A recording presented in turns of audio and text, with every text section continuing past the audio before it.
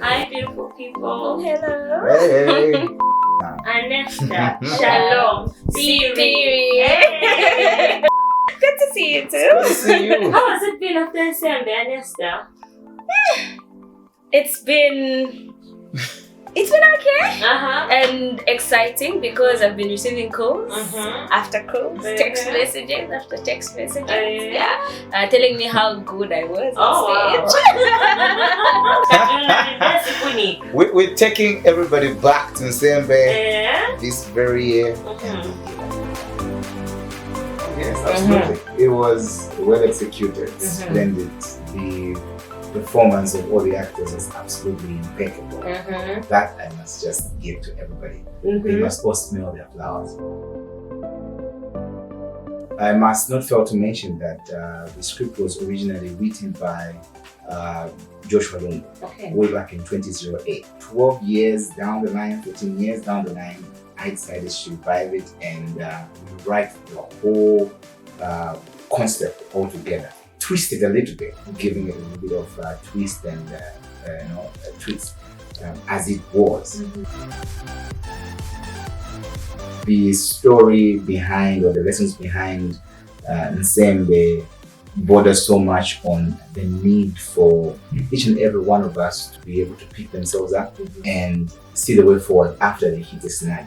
We're not promised a challenge-free life. We get to go through a great deal of disappointments. But it's not so much about the disappointments, bad as they may be, but it's so much about what one resolves to do going forward. After you have hit a snag, do you wallow in the valley of disappointment, self-pity, and you want everybody to pay you off? Or you choose to pick yourself up, dig your heels in, draw the line in the sand. Anesta, I remember the gun. It was very exciting. So tell us, what was it like playing the role of Siwang? I just remember seeing you saying, hey, where you going? Come back. And the gun, I was like, oh my God, are we going to die in this place? Okay, playing the role of Siwang was a bit tough because Aness is not like Siwang. Aness is just somebody. She is. She just pretends. Really? True. So yeah, it was a bit tough because Siwang is this villain, harsh, and she just has to get what she wants. And even if she has to kill this person, she'll just have to do it. And Aness is not like that. So it was a bit tough. But I began to enjoy. Like it's something new, it's something different, and yeah. What lessons did you learn from playing the role of Siwang? Because we know that she did not just become this evil and vengeful person all by herself. It was due to circumstances. And I think as ladies, we get to go through this whereby this man is promising you the world. You give him everything that you have, only to be dumped, left, and told to say, aha, I've moved on with somebody else. So what have you learned from playing the role of Siwang? Like, what should young ladies learn from that?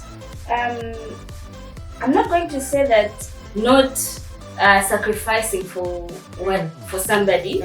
You need to sacrifice for people if it's something good. Okay. Yes, what she did, sacrificing for the man that she loved, was good, but she did it in a very wrong way. Okay. Yes, you need to sacrifice, but I mean, there's some things that you're not supposed to do.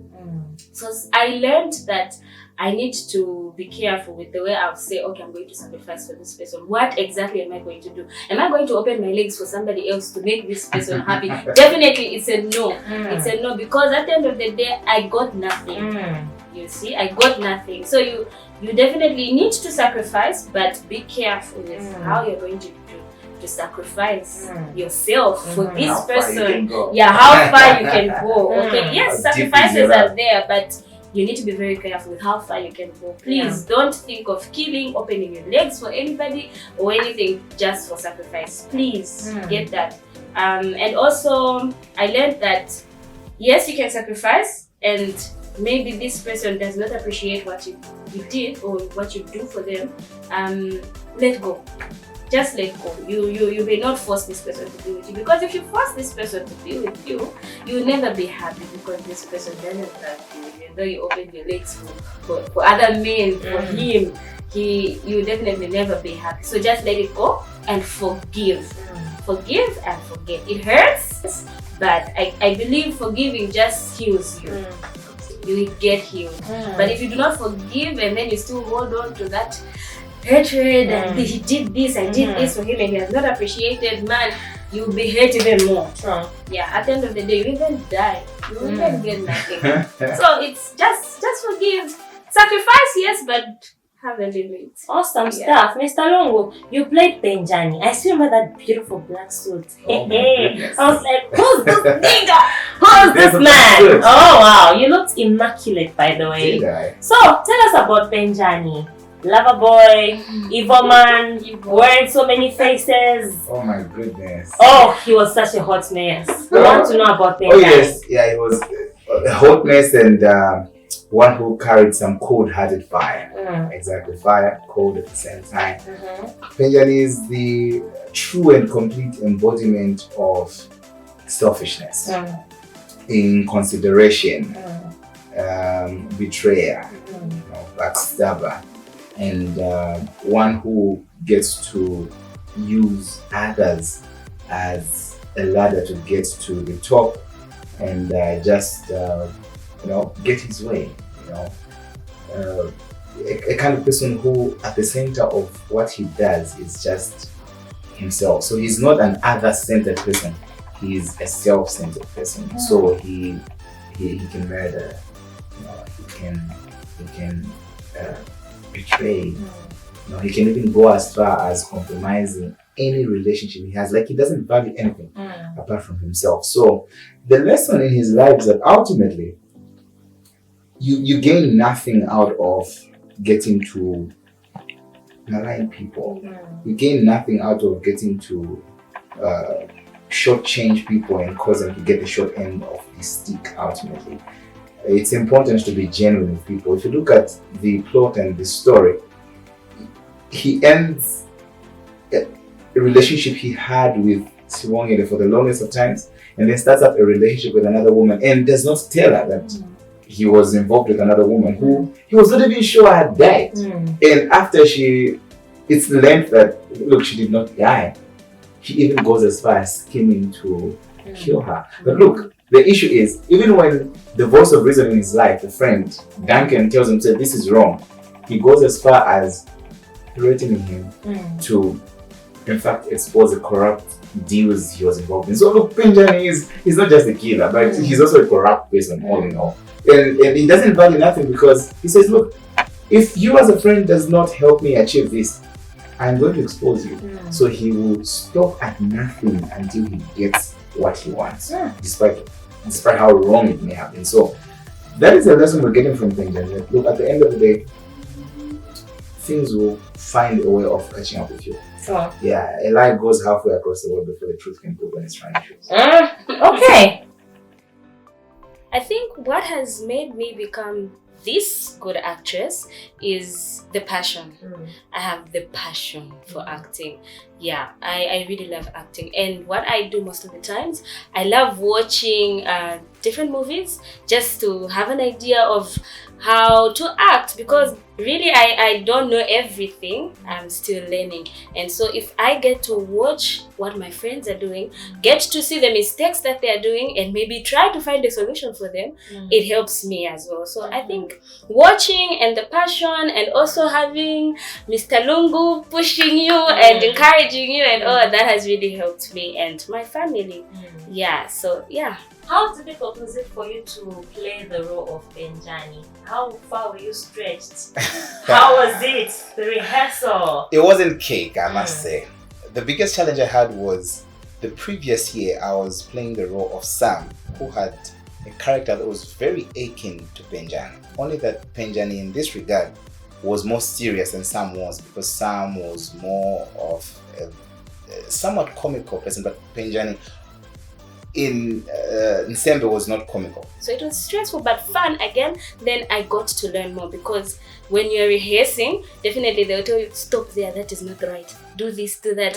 And definitely you need to hear what they're telling your directors are telling you, because that way you get to learn. But if you feel like you know everything, you're not going to get anything. So since January up to the day of the show, we were being told, don't do it like that. Then you get what they're saying. And it's been fun for me. Yeah. So the challenge I had during rehearsal was to draw the line between the two similar but different characters. And that came as a very, very as my Achilles heel, and director kept telling me, you are giving us Sam, but what we want is for you to give us Penjani, because even the character Bible and character description showed that they were different. So that was my Achilles heel. It was a point of growth. It gave me hell. She kept telling me, close your mouth. You don't look too serious. The whole year she's telling me your face is not as serious as Benjamin's face is supposed to be. Yeah, so that came as a point of growth, and I'm glad she told me that I know. Okay, so just for the sake of the viewers, because then we don't know what Achilles heel is, and we'll just be sitting there wondering what is an Achilles heel. Oh my goodness! Mr. English, please. Some of us we just have certificates. You're not turning this interview into an English lesson. Please. So what do you mean by saying it was your Achilles heel? I mean, it was my point of weakness. Okay. Yeah, exactly, that's what I mean. It was frustrating. It was stressful, both from family, home, and the crew, the whole team, when we were rehearsing and all. It was stressful, but again it was fun, and it was a time for me to learn more, because it's a character that I have never done before, Siwang, the villain, and so the whole year I got to learn that. But it was frustrating, it was tough, because you know the pressure from home, and you're busy, your friends are rehearsing, you're not there, and you're being called, no, you need to be here and all. But I had to sacrifice, because this is what I love doing. So what does the future look like after Ns'sembe? Because Ns'sembe was a very big hit. Everyone is talking about Ns'sembe before and after. So what does the future look like? The future looks up. People tend to say that when you're an actress Ns'sembe, you know, you are promiscuous, you are crazy in some way, you know.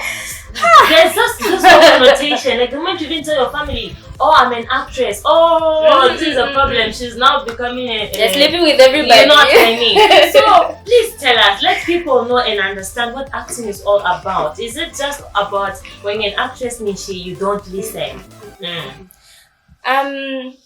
This is one thing that I really want to destroy in everybody's minds, because everybody, when somebody just asks you to say, what do you do? And then you say, oh, I'm an actress. And be like, Simon Vera, you know, you sleep with your directors, you sleep with your... It's so wrong. We do not do that. Anyone can do that. People sleep around, they're not actors, they sleep. But it's just this mindset that people have about acting. No, it's not like that. It's far from that.